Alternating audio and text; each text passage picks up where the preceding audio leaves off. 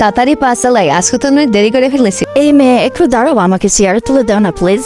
আরে ফকিন্নি, তোর সাহস কি হয় আমাকে থামানোর? তোর জন্য কি আমার ইন্টারভিউ মিস করবো? কিভাবে যে উঠি এখন? আরে আরে আন্টি, আপনার কি হয়েছে? আপনি এভাবে মাটিতে কেন বসে আছেন? আমি নিজে যে উঠতে পারছি না, আমাকে একটু উঠাই দিবা প্লিজ। আন্টি, আমি আপনাকে উঠে দিতে পারতাম, কিন্তু আজ উঠাবো না, আমার ইন্টারভিউ রয়েছে। আরে আন্টির আবার কি হলো? আন্টি দাঁড়ান দাঁড়ান, আপনি একা একা উঠতে পারবেন না, আমি আপনাকে ধরি, আপনি সুন্দরভাবে উঠুন প্লিজ। অনেক ধন্যবাদ বাবা আমাকে সাহায্য করার জন্য। এটা তো আমার কর্তব্য। তুমি কি আমাকে আর একটু ফলো করতে পারবে? জি বলুন। আমার বাড়ি ওইদিকে, আমাকে একটু বাড়ি পৌঁছে দিবে? চলুন আন্টি, দিয়ে আসছে, সমস্যা নাই। আমি তোমার এই উপকার কখনো ভুলবো না। আন্টি এই বিল্ডিং এ 5 তলায় আমার আজকে ইন্টারভিউ রয়েছে। বলো, আমার বাড়ি তো এখানে, এই বিল্ডিং এ 5 তলায়। তাই নাকি? তাই তো ভালোই। আচ্ছা আমি এখান থেকে একা একা যেতে পারবো? তুমি যাও বাবা, হয় তোমার ইন্টারভিউটা রেখে যাবে। আচ্ছা আন্টি যাই, আপনি আমার জন্য দোয়া করবেন যেন চাকরিটা পেয়ে যাই।